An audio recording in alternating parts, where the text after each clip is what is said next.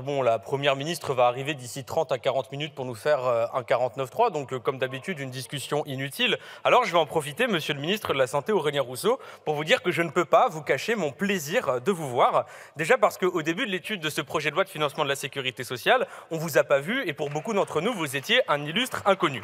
Je dis qu'on ne vous a pas vu parce qu'au début de l'étude de ce texte, on devait parler de la santé des Français et vous nous avez envoyé le ministre du Budget. Voilà, on doit soigner des gens et vous nous envoyez un comptable. C'est probablement la scène la plus macroniste qu'on ait jamais vue dans cette Assemblée nationale. Et je dis un illustre inconnu parce qu'on était beaucoup à ne pas vous connaître alors que vous n'êtes pas n'importe qui. Vous êtes l'ancien directeur de cabinet de notre première ministre Elisabeth Borne. Vous êtes l'un des artisans du 49.3 sur la réforme des retraites. L'un des ingénieurs de la sulfateuse à 49.3 qui fait feu sur notre Parlement. Alors Macron s'est dit, puisqu'il a si bien conseillé la première ministre constater les résultats, on n'a qu'à lui demander de faire avec la santé exactement ce qu'il a fait avec la démocratie, c'est-à-dire tout détruire. Je dis tout détruire parce que c'est un peu le sentiment que ont les Français dans ce pays.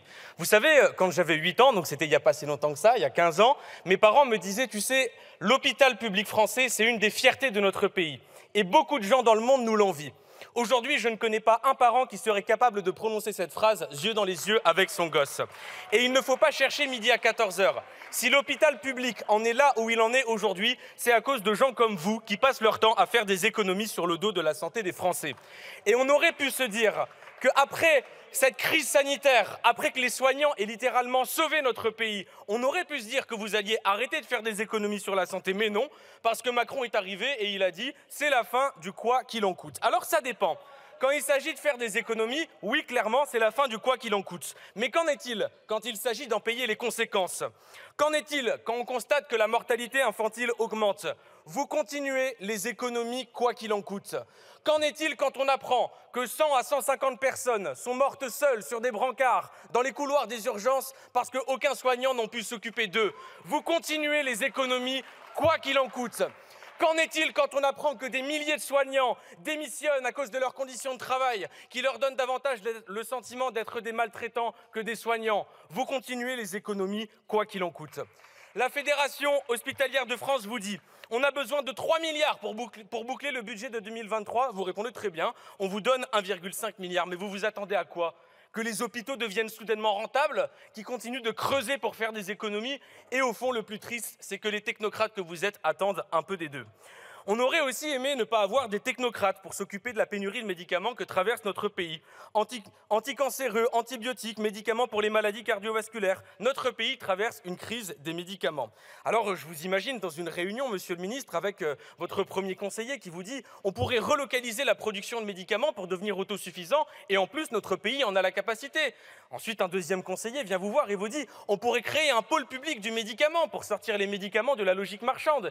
Puis, il y avait un troisième qui était au fond de la pièce, c'était le prestataire de McKinsey qui vous dit bon, on n'a qu'à faire comme d'habitude, on augmente le prix des médicaments et on fait des cadeaux fiscaux aux labos pharmaceutiques. Et comme McKinsey vous coûte cher, vous avez décidé de l'écouter. Résultat, vous allez augmenter les prix des médicaments parce que plus ils sont chers, moins les Français pourront en acheter et donc du coup, il n'y a plus de pénurie. C'est la logique McKinsey. Et vous faites 500 millions d'euros de cadeaux fiscaux aux entreprises pharmaceutiques parce que de toute façon, à chaque fois qu'il y a un problème, vous faites ça.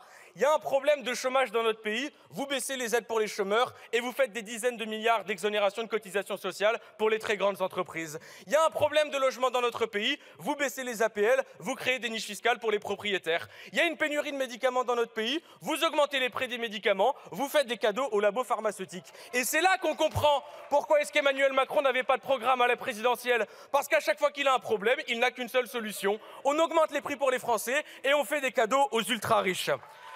Alors, vous donnez énormément d'argent à des gens qui ont les moyens d'aller dans les cliniques privées. Alors il n'y a plus d'argent pour l'hôpital public et vous le regardez s'effondrer sous vos yeux.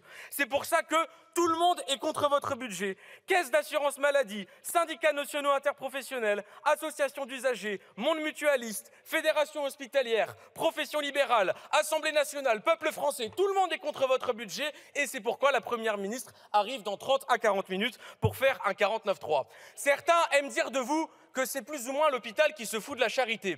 Vous me permettrez de simplifier les choses. C'est plutôt Macron qui se fout et de l'hôpital et de la charité. Alors, encore une fois, ce débat aurait été inutile. Le 49.3 aura eu raison de la démocratie. Ça aurait été un plaisir de vous rencontrer, monsieur le ministre de la Santé.